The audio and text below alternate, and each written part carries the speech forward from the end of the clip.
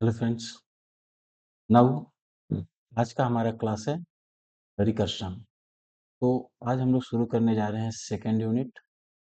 इसमें बेसिकली हम लोग रिकर्सिव फंक्शन के बारे में पढ़ेंगे। तो वैसे तो फंक्शन आप लोगों ने पढ़ा है, रिकर्शन का भी थोड़ा बहुत कॉन्सेप्ट आपने लिया होगा।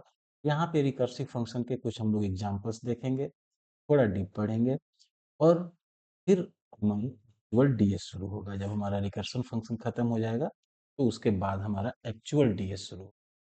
यहाँ से अब हम लोग जितने भी प्रोग्राम्स पढ़ेंगे, चूंकि वो थोड़ा नए टाइप के प्रोग्राम्स होंगे, तो उन सबको हम लोग स्क्रीन पे रन भी कराएंगे, एग्जीक्यूट भी करा कर देखेंगे। सारे प्रोग्राम, जितने भी प्रोग्राम्स पढ़ेंगे हम लोग वो सब। ना वो अभी थोड़ा सा हम लोग थ्योरी पढ़ते हैं। फंक्शन के बारे में तो हम लोग पढ़ चुके हैं कि फंक्शन क्या होता है। ना रिकर्सन का मतलब क्या होता है। बेसिकली हम लोग एक बेसिक कॉन्सेप्ट जानते हैं कि रिकर्सन का मतलब क्या है। वैसा फंक्शन जो अपने आप को कॉल करे उसे हम लोग रिकर्सिव फंक्शन कहते हैं। एक मेन कॉन्सेप्ट है रिकर्सन का। रिकर्सन क्या है? एक बहुत ही पावरफुल कॉन्सेप्ट है प्रोग्राम के डेवलपमेंट के लिए। और ये एक ऐसा कॉन्सेप्ट है जो बहुत बड़े से बड़े प्रॉब्लम को बहुत आसानी से सॉल्व कर देता है। कुछ ऐसे भी केसेस मिलते हैं जहाँ पे नॉर्मली फंक्शन से या फिर लूपिंग का यूज करके किसी प्रोग्राम को बनाने में बहुत मेहनत लगता है, लेकिन अगर हम रिकर्सन का प्रॉपर यूज करें तो बहुत आसानी से हम उस प्रोग्राम को बना सकते हैं, कम्प्लेक्स से कम्प्लेक्स प्रोग्राम को सॉल्व कर सकते हैं। और इसी कंट्रोल टेक्निक को हम लोग रिकर्सन कहते हैं। रिकर्सन एक इम्पोर्टेंट कॉन्सेप्ट है कंप्यूटर साइंस के लिए है। और ये बहुत ही कन्वीनियंट तरीके से वैरायटी ऑफ प्रॉब्लम को सॉल्व करता है, जो कि सॉल्व करने में बहुत ही डिफिकल्ट होता है इटरेटिव कंस्ट्रक्शन। जैसे डू लूप या व्हाइल लूप का यूज करते हैं तो बहुत ही प्रॉब्लमेटिक होता है, लेकिन अगर हम उसे रिकर्सिव फंक्शन की सहायता से करें तो बहुत ही आसानी से सॉल्व किया जा सकता है। Recursion is used extensively in many of the data structure. Recursion का बहुत ज्यादा यूज है डेटा स्ट्रक्चर, यानी डेटा स्ट्रक्चर में हम लोग रिकर्सन का बहुत ज्यादा यूज करने वाले हैं और बहुत ज्यादा आपको रिकर्सन फंक्शन का यूज मिलेगा। Anyway, next. नाउ तो अब मैथमेटिक्स देखो या फिर कंप्यूटर साइंस देखो, उसमें रिकर्सन का एक सिंपल सा मीनिंग होता है सेल्फ रेफरेंस। रिकर्सन का मतलब क्या होता है? Self reference. मतलब जो वह फंक्शन जो सेल्फ रेफरेंस का काम करे, यानी अपने आप को रेफरेंस दे, उसे हम लोग रिकर्सन फंक्शन कहते हैं। रिकर्सिव फंक्शन क्या है? एक तरह का फंक्शन है जिसका definition is based upon it, जिसका डेफिनेशन उसके खुद पे डिपेंड करता है। इन अदर वर्ड्स हम कह सकते हैं कि एक function containing either a call statement to itself। ठीक है, मतलब हम लोग सिंपली अलग भाषा में कह सकते हैं कि फंक्शन क्या है। अगर कोई फंक्शन खुद के कॉल का स्टेटमेंट उसके अंदर हो, मतलब किसी फंक्शन के अंदर उसी फंक्शन को कॉल किया जाए तो उसे रिकर्सन कहेंगे। या उसके अंदर कॉल स्टेटमेंट हो किसी दूसरे फंक्शन का और वह दूसरा फंक्शन अगेन कॉल बैक करे ओरिजिनल फंक्शन, उस केस को भी हम लोग रिकर्सिव फंक्शन ही कहते हैं। मतलब कि अगर ए फंक्शन के अंदर बी का कॉलिंग है और बी फंक्शन के अंदर ए का कॉलिंग है, अगेन ये भी रिकर्सिव का ही एग्जाम्पल। अगर कोई फंक्शन ए है, उसके अंदर हम ए फंक्शन को कॉल करते हैं, वो तो रिकर्सन है ही। लेकिन अगर फंक्शन ए के अंदर हम फंक्शन बी को कॉल करें और फंक्शन बी के अंदर हम फिर फंक्शन ए को कॉल करें, तो वो भी रिकर्सिव फंक्शन का ही एग्जाम्पल है। अब किसी भी रिकर्सिव फंक्शन के कुछ प्रॉपर्टीज होते हैं जो होने ही चाहिए, उसके बिना काम नहीं चल सकता है। जैसे there must be a certain criteria, कुछ क्राइटेरिया होने चाहिए जिसे हम लोग बेस क्राइटेरिया कहते हैं।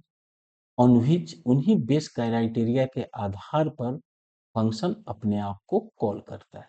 ठीक है, और जितनी बार फंक्शन कॉल करे अपने आप को, उतना बार वह बेस क्राइटेरिया के नजदीक जाना चाहिए। अगर ऐसा नहीं होगा तो आपका फंक्शन इनफाइनाइट लूप में चला जाएगा। बेसिकली रिकर्सिव फंक्शन का सबसे बड़ा प्रॉब्लम ये है कि अगर हम थोड़ा सा ध्यान हटाएं या थोड़ा सा ध्यान से कोडिंग नहीं देखेंगे तो फिर उस रिकर्सिव फंक्शन को इनफाइनाइट लूप में जाने में बहुत आसानी से वो इनफाइनाइट लूप में चला जाता है अगर थोड़ा सा कंडीशन गलत हुआ तो। यानी फंक्शन का कंडीशन यानी उसका बेस क्राइटेरिया बहुत सोच समझ के और बहुत सही तरीके से दिया जाता है, और जितनी बार वो फंक्शन कॉल हो उतनी बार वो बेस क्राइटेरिया के नजदीक पहुंचे। और अगर ये दोनों फंक्शन वेल डिफाइंड है तभी आपका रिकर्सिव फंक्शन सही से एग्जीक्यूट करेगा। नाउ नेक्स्ट हम लोग देखते हैं डेप्थ ऑफ रिकर्शन। रिकर्शन का डेप्थ क्या है? सपोज मान लो कि p नाम का एक रिकर्सिव फंक्शन है। अब एग्जीक्यूशन के समय विच कंटेन्स p, एग्जीक्यूशन के समय वह प्रोग्राम जिसके अंदर ये p नाम का रिकर्सिव फंक्शन है, तो उसे हम लोग एक we associate level number with each execution of p as follows. हम क्या करेंगे इस p को, क्योंकि p एक ऐसा फंक्शन है जो अपने आप को कॉल करता है, तो जितनी बार भी p कॉल होगा हर बार हम उसका एक लेवल नंबर देंगे। इस तरीके से तो जो ओरिजिनल हमारा एग्जीक्यूशन है p का, p नाम का फंक्शन जो ओरिजिनली एग्जीक्यूट कर रहा है, जो पहली बार कॉल हुआ उसे हम कहेंगे लेवल 1। इसके बाद वह p नाम का फंक्शन जितनी बार एग्जीक्यूट होगा रिकर्सिव कॉल में उसका लेवल 1 बढ़ता जाएगा। मैंने पहली बार जब कॉल हुआ तो हम कहेंगे लेवल 1, अगेन उसने दोबारा से कॉल किया तो उसे कहेंगे लेवल 2, उसने तिबारा से कॉल किया तो उसे कहेंगे लेवल 3। ठीक है, तो इस तरह से जितनी बार कॉल करेगा उतनी बार लेवल बढ़ता जाएगा। Now the depth of recursive function p with given set of argument refers to the maximum label number of p। अब जितना लेबल नंबर होगा p का हम लोग कहेंगे कि हमारे रिकर्सिव फंक्शन का उतना डेप्थ है, और ये हमको डिसाइड करता है, ये हमको डिफाइन करता है कि रिकर्सिव फंक्शन का डेप्थ कितना, यानी जितने लेवल से कॉल किया गया होगा, जितनी बार उसे कॉल किया गया होगा उसका जो सबसे मैक्सिमम नंबर होगा उसे हम लोग डेप्थ ऑफ रिकर्सिव फंक्शन कहते हैं। हाँ, तो ये हमारा डेप्थ ऑफ रिकर्सिव फंक्शन था। मतलब कुल मिला के जितनी बार फंक्शन कॉल हुआ जो भी मैक्सिमम नंबर ऑफ लेवल पर पहुंचा तो उसे हम लोग रिकर्सिव फंक्शन का लेवल कहते हैं। Now run time stack. Recursive function जितनी बार कॉल होता है उतनी बार रन टाइम स्टैक बनाता है, क्योंकि जो भी इसका काम है रिकर्सिव फंक्शन के सीक्वेंस ऑफ इंस्ट्रक्शन जो भी एग्जीक्यूट होते हैं वो एग्जीक्यूशन बार बार एग्जीक्यूट करता है और बार बार वो स्टैक मेमोरी में स्टोर करके रखता है। देखो फंक्शन क्या है, एक सीक्वेंस ऑफ इंस्ट्रक्शन होता है जो फंक्शन के कॉल पे एग्जीक्यूट होता है। फ्लो ऑफ कंट्रोल जो है हमारा पूरे फंक्शन के कॉल के दौरान, जैसे ही कोई फंक्शन कॉल होता है तो हमारा फ्लो ऑफ कंट्रोल इंटर करता है कहाँ, कॉल्ड फंक्शन में, जिस फंक्शन को कॉल किया गया उसमें। और जैसे ही कॉल्ड फंक्शन खत्म हो जाता है वापस रिटर्न बैक होता है मेन फंक्शन में। ठीक है, the execution process begins by having the calling function. तो एक्टिव एग्जीक्यूशन प्रोसेस शुरू कब होता है, जब हमारा उस फंक्शन का कॉलिंग फंक्शन स्टार्ट होता है। और setup and activation record that includes the list of actual parameter. और उसके बाद जैसे ही हम कोई फंक्शन कॉल करते हैं तो उनका एक्टिवेशन रिकॉर्ड सेट करता है और जितने भी लिस्ट ऑफ पैरामीटर्स हैं वो उनको सप्लाई करता है। और जो नेक्स्ट इंस्ट्रक्शन के लोकेशंस हैं वहां से एग्जीक्यूशन स्टार्ट करता है जब वो रिटर्न होता है कॉलिंग फंक्शन। तो ये एक नॉर्मल कहानी है।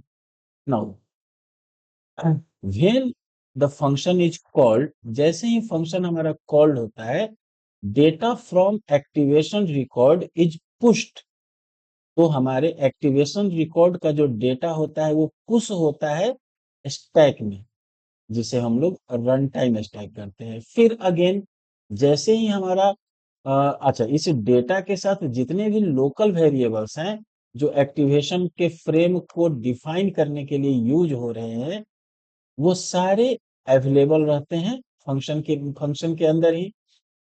Now, the process of exiting the function code identifies the location of next instruction। मतलब जैसे ही फंक्शन का कोड आइडेंटिफाई करता है नेक्स्ट इंस्ट्रक्शन के लोकेशन को, तब ये डिस्ट्रॉय कर देता है पहले वाले डेटा को और स्टैक के डेटा को, जो भी उसका एक्टिवेशन रिकॉर्ड होता है उनके corresponding. Now a recursive function makes a repeated call to itself using a modified parameter list for each call। Now the process, जो भी हमारा प्रोसेस इसमें यूज हो रहा है, वो सीरीज ऑफ एक्टिवेशन रिकॉर्ड को पुश करता है वन बाय वन स्टैक के अंदर, तब तक जब तक कि हमारा कंडीशन रीच ना हो जाए। और जैसे ही कंडीशन मिल जाता है, वन बाय वन उसको डिस्ट्रॉय करने लगता है। देखो, ये एक नॉर्मल कॉन्सेप्ट है रन टाइम स्टैक का। कहने का मतलब है क्या है कि अब हम लोग इसे एक बार थोड़ा अपनी भाषा में देखते हैं। जैसे देखो, मान लो हमारा पहली बार एक फंक्शन बनाया, हमने एक मेन फंक्शन लिखा, मेन फंक्शन के अंदर कोई एबीसी नाम के फंक्शन को हमने कॉल किया, और यह जो एबीसी नाम का फंक्शन है ये रिकर्सिव फंक्शन है। अब इसमें मान लो कि हम कोई डेटा ले रहे हैं, सपोज ए का वैल्यू, सपोज इसमें ए एक पैरामीटर है, पास कर रहे हैं, ए का वैल्यू मान लो 10 लिया, और यहाँ पे हमने कह दिया कि ए के वैल्यू को माइनस माइनस कर लो और फिर से एबीसी को कॉल कर लो ए से। तो अब क्या होगा इस केस में? देखो, हमने इसमें कोई क्राइटेरिया वगैरह नहीं दिया है, सिर्फ रन टाइम स्टैक समझने के लिए ये लिखा है। तो इसमें क्या होगा, पहली बार जब एबीसी कॉल हुआ तो उसका वैल्यू हुआ 10।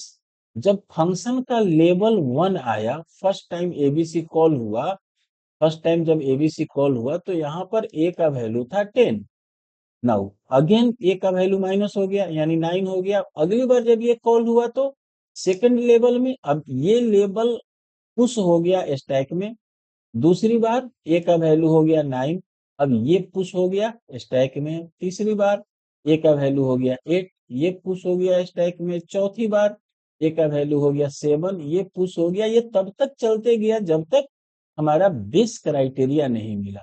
जैसे ही बेस क्राइटेरिया मिला, वन बाय वन इसको खत्म करते गया, खत्म करते गया। पहले इसे हटाया स्टैक से, फिर इसे हटाया स्टैक से, फिर इसे हटाया, फिर इसे हटाया, तब जाके फाइनली एग्जीक्यूशन हमारा बंद हो। इसी को बोलते हैं हम लोग रन टाइम स्टैक। नाउ, तो ये सब तो था ऑल अबाउट रिकर्सिव फंक्शन के थ्योरेटिकल कॉन्सेप्ट्स। कल से, नेक्स्ट क्लास से हम लोग देखेंगे अब इस रिकर्सिव फंक्शन के रिकर्सन के आधार पे हम लोग 4-5 प्रॉब्लम्स बनाएंगे, और उन प्रॉब्लम को पहले बनाने से पहले सोचेंगे कि ये प्रोग्राम बनता कैसे है एक्चुअल में। रिकर्सिव फंक्शन से जब हम कोई प्रोग्राम बनाते हैं तो हम उसको सोचते कैसे हैं। तो एटलीस्ट 2 या 3 प्रोग्राम हम तब देखेंगे। ठीक है, थैंक यू।